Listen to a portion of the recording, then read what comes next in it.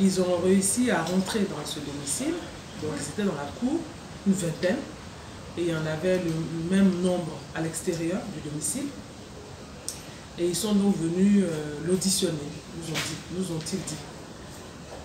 Naturellement, étant présente au domicile au moment des faits, je me suis opposée en indiquant que j'étais son avocate et que je voulais avoir une convocation de ces hommes habillés en tenue de police. Je le rappelle, c'est très important. Évidemment, ils n'avaient aucun document. Ils n'ont pas été capables de me produire le moindre élément. Ils m'ont dit qu'ils avaient reçu des instructions. Je leur ai fait comprendre que ces instructions ne pouvaient pas être verbales parce que nous étions dans le cadre d'une enquête peut-être. En tout cas, je ne savais même pas dans quel cadre on était. Hein. En tous les cas, ce n'était pas possible de recevoir en la matière une instruction verbale. Après des discussions, ils se sont rebroussés chemin. Le lendemain, dimanche, aux alentours de 19h30, ils sont allés donc au domicile secondaire du professeur Bamba Morifere. Et je rappelle qu'il était libre de ses mouvements, donc il n'avait pas à s'inquiéter outre mesure, n'est-ce pas, pour sa sécurité, son intégrité physique. Donc c'est fort de tout cela qu'il était dans un domicile secondaire et que cette police, ces hommes habillés en tenue de police sont allés à cette résidence secondaire avec des cagoules et ont donc enlevé le professeur Bamba Morifere. De 19h30 au moment de son enlèvement jusqu'à 19h45, jusqu'à 21h45, nous n'avions aucune nouvelle de lui. Je rappelle par rapport à la veille, donc au samedi, que lorsque ces hommes sont partis, nous avons tenu à nous adresser donc au commissariat du 30e pour vérifier si c'était lui qui était donc à la base de cette incursion au domicile du professeur Bamba Morifere. Attache pris donc avec le commissaire Cissé Mori, il nous informe donc à mon confrère maître Souleymane Diallo qui l'a appelé, il informe qu'il n'a, non seulement il n'est pas au courant de cette information, et il n'a mandaté personne pour aller au domicile donc dit. Et il a rappelé que le domicile du professeur Bamba Morifere se trouvait dans son champ territorial. Voilà. Donc je tenais à faire cette précision. Donc de 19h30 à 21h45, dans la soirée donc, du dimanche, nous n'avions aucune nouvelle de lui. Jusqu'à ce que nous soyons appelés par le préfet donc, de la police d'Abidjan, qui nous a dit que le professeur Bamba Morifere se trouvait donc dans ses locaux et qu'il fallait qu'on vienne le chercher. C'est ce que nous avons fait. Donc nous l'avons conduit à son domicile. Évidemment, nous avons rappelé ces violations graves qui ont été perpétrées contre le professeur Bamba Morifere, la violation de son domicile qui était qui jouit d'une protection absolue, n'est-ce pas, protégée même par la Constitution, mais son domicile a été violé par des hommes donc en tenue de police. Et je rappelle que le samedi, ils étaient quand même, il y avait 2 cargos de ces hommes qui étaient à l'extérieur. Pourquoi faire? On ne sait pas. Ensuite, le dimanche, quand ils ont fait cette incursion à la résidence secondaire du professeur Bamba Morifere, ils y ont trouvé sa sœur. Vous imaginez les scènes de cris, les enfants, ils avaient des armes de guerre. Bon, c'est vraiment extraordinaire pour aller enlever une personne. Pourquoi, de quoi l'accuse-t-on? Jusqu'à ce moment-là, nous n'en savions rien. Le préfet, donc, lorsque nous sommes allés chercher M. Bamba Morifere, le professeur Bamba Morifere nous a dit que nous avions une audition le lendemain, donc lundi. Non, pardon, pas le lundi, le jeudi à 9h.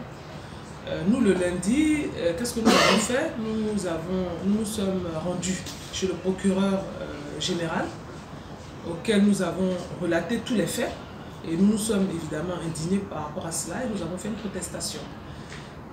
Nous avons ensuite adressé un courrier au ministre de l'Intérieur, courrier que nous avons ensuite mis en application des autorités suivantes, notamment le procureur général, le procureur de la République près du tribunal de première instance. Nous avons adressé en application le même courrier à l'inspection générale de police, au préfet donc, de police qui est chargé des enquêtes. Nous avons adressé ce courrier-là également à la Commission nationale des droits de l'homme, donc vraiment à différentes autorités. Et l'ayant fait, comme je le disais, nous étions donc dans l'attente. Le jeudi à 4h04 du matin, nous recevons un SMS du préfet de police, pas du préfet, du chef du service des enquêtes générales, M. Begromissa, qui nous envoie un SMS libellé comme suit. Le SMS est libellé comme suit.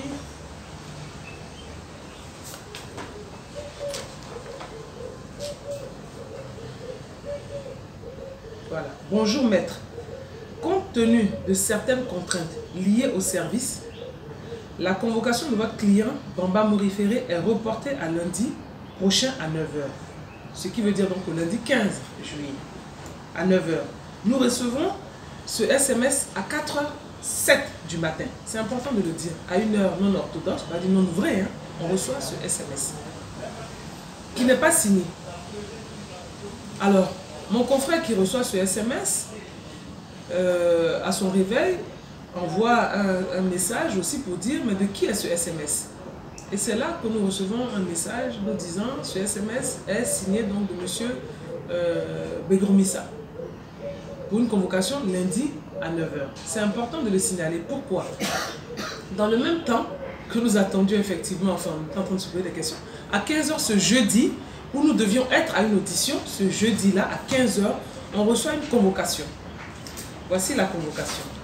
Nous recevons une convocation qui nous informe que le ministère public, dans une affaire du ministère public contre M. Bamba Morifere, ce dossier sera évoqué le vendredi 12 juillet 2019 à 15h30 à l'audience de l'Assemblée plénière de la Cour de cassation, qui se tiendra à la salle d'audience de la Cour suprême à Cocody, rue Jacques-Aka. Alors, jusqu'à ce moment-là, comme je vous dis, nous n'avions aucune information des charges qui étaient retenues contre nous, contre notre client. On va dire, parce que l'avocat se met à la personne, se projette sur la personne de son client qu'il défend. Donc nous n'avions aucune information sur ce qu'on nous reprochait. Naturellement, le vendredi, nous nous rendons à cette audience, d'abord par courtoisie et respect, parce que nous sommes des avocats, nous sommes convoqués à une audience devant une auguste assemblée, n'est-ce pas, la Cour de cassation, nous nous y rendons. Et je signale, dans le même temps, vous le savez déjà, que nous sommes plusieurs avocats dans ce dossier.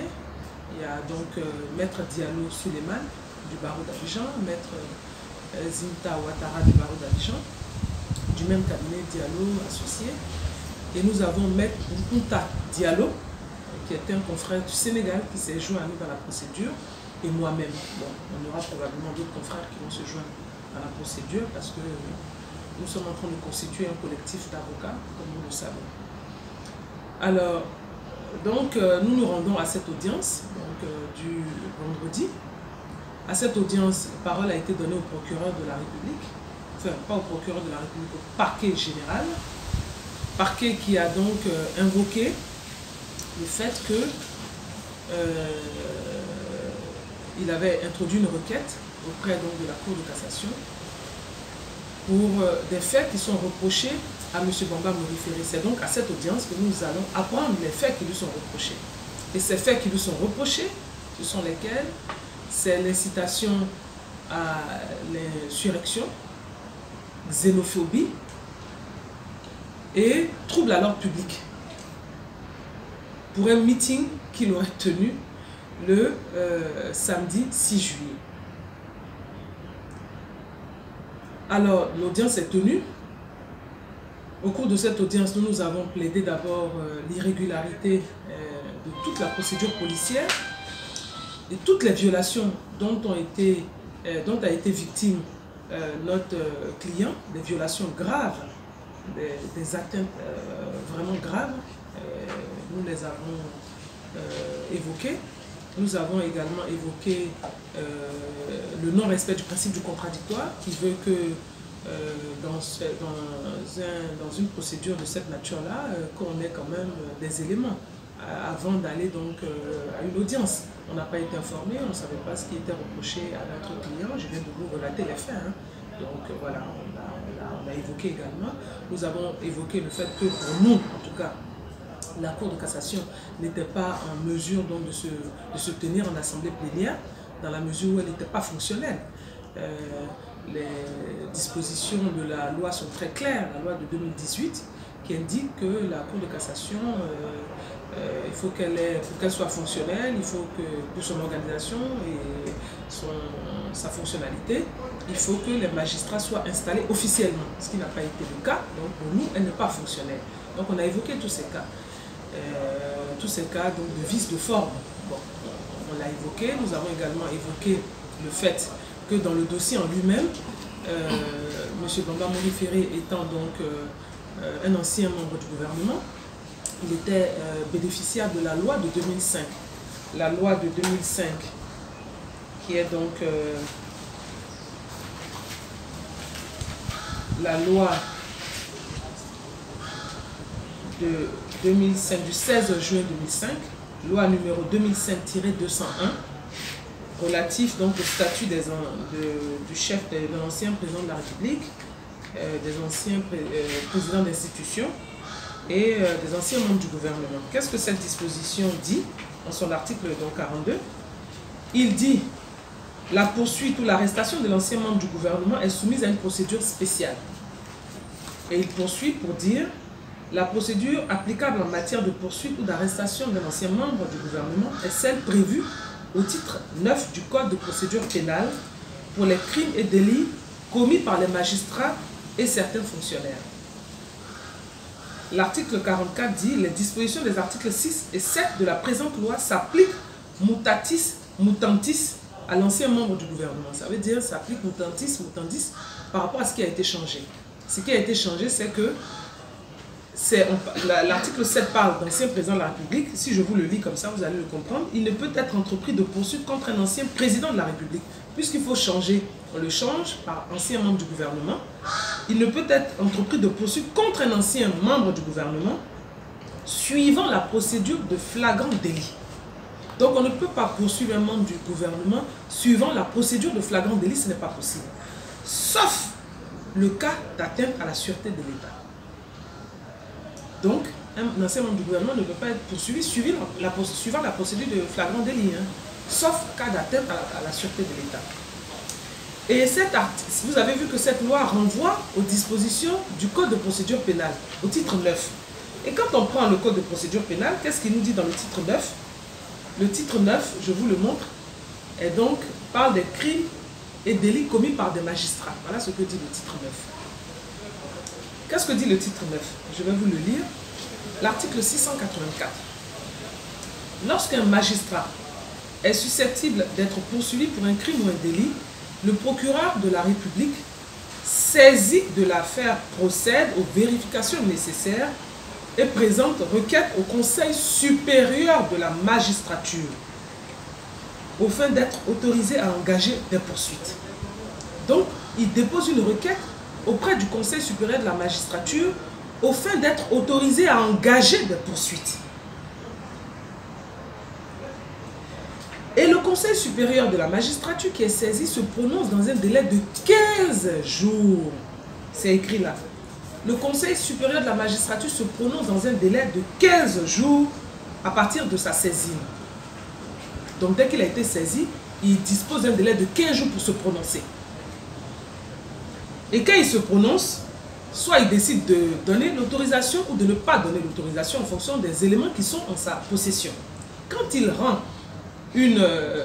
donne une autorisation, c'est lui maintenant, Conseil supérieur de la magistrature, article 685, qui saisit la Cour de cassation qui se réunit en assemblée plénière. C'est lui, Conseil supérieur de la magistrature, qui saisit la Cour de cassation qui se réunit en assemblée plénière. Vous voyez que c'est très clair. Donc, le mutatis mutandis, c'est valable pour ça. On parle de magistrat. Il faut transformer ça en ancien membre du gouvernement. Donc, les dispositions sont très claires. Et lorsque l'assemblée plénière de la Cour de cassation est saisie, elle maintenant, à son tour, commet un de ses membres qui va procéder à toutes les instructions nécessaires dans les formes et conditions prévues par le chapitre 1 du titre 3 du livre 1 relatif au juge d'instruction. Quand on prend le chapitre 1 du titre 3 du livre 1, il est relatif à tout ce que le juge d'instruction entreprend comme mesure d'instruction. Donc, on est en train de nous dire que pour l'ancien membre du gouvernement, c'est la loi qui le dit clairement, c'est plutôt le membre de la Cour de cassation qui va maintenant agir comme un juge d'instruction, c'est lui qui va instruire le dossier. Et là encore, lorsqu'il instruit le dossier, en cas d'arrestation de cet ancien membre du gouvernement, article 686, le Conseil supérieur de la magistrature, une fois de plus encore, doit donner son autorisation.